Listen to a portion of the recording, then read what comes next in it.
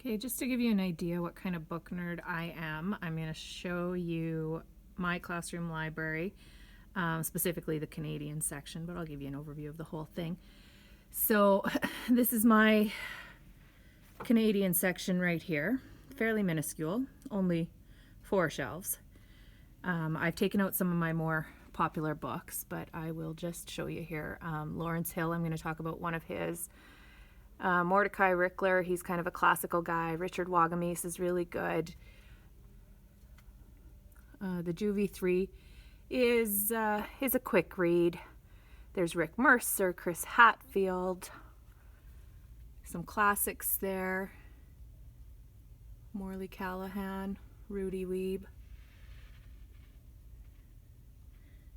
Down there's a couple books that I had to read in university. Timothy Finley, Not Wanted on the Voyage. That's a really twisty one about Noah's Ark. Get a Bigger Wagon is written by a guy in Saskatoon. It's kind of entrepreneurial, nonfiction. Life of Pi. I find it boring. I never enjoyed Castaway either, but got some hockey books, more Wagamese. Ghost Stories. Mennonite in a Little Black Dress is good. Some people have enjoyed Complicated Kindness. Farley Mowat. I read him back when I was in grade 5. Men with Brooms. Sigmund Bauer, our GSSD writer in residence. Any book by him. You are welcome to borrow any of these books, or you check out your library section. Check out your public library. Go online to and just search Canadian books. That's what I've done. I've got a whole list that I want to buy as well.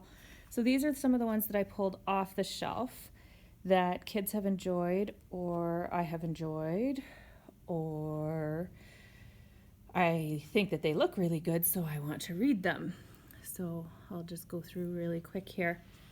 Okay, so this one I haven't read, The Cellist of Sarajevo, but this is one I think would be really great.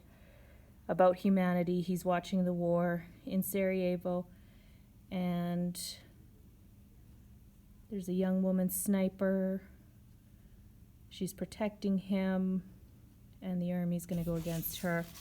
Blood and Salt is about the Ukrainian internment camps, part of Canada's history that they try to hide. Romeo Dallaire, this is kind of a war military one. He talks about post-traumatic stress and his experience in Rwanda. Innocent Heroes is about animals in the First World War. Again, Sigmund Bauer, our writer in residence. Anything by Eric Walters is really good and an easy read. I've got about 3 or 4 of his books here. History of Canada in 10 Maps. This one is a little bit more like a textbook, but if you're interested in history, you might like it. I have had a student read it.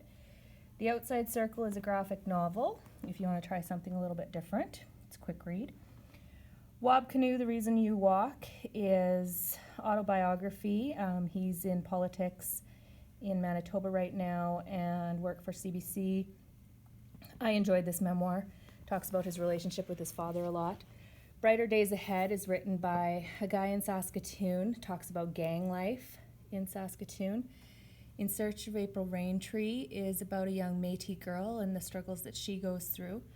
Just Another Indian is a true story of a serial killer in Saskatoon. These 2 books, Jordan Tutu's autobiography and Theo Fleury's hockey autobiographies. They were pretty good. I like Jordan Tutu's better. A Stranger in the House I haven't read, but written by the author of The Couple Next Door, which I did read. This is kind of a mystery book. The only thing Canadian about it is that it's written by a Canadian. Secret Life of Sergeant John Wilson used to be taught a lot in grade 12. Kind of reads like Law and Order, where it talks about the crime in the first half and then it goes into the legal system in the second half. Absolute Pressure by Sigmund Bauer. I Am Hutterite. I read that a really long time ago. She talks about her life and her journey, her heritage. The Marrow Thieves is a really popular one right now. It's a dystopian novel, so it takes place in the future, but there's some history of residential schools in here. It's about some kids that are trying to find their way. They're rebelling.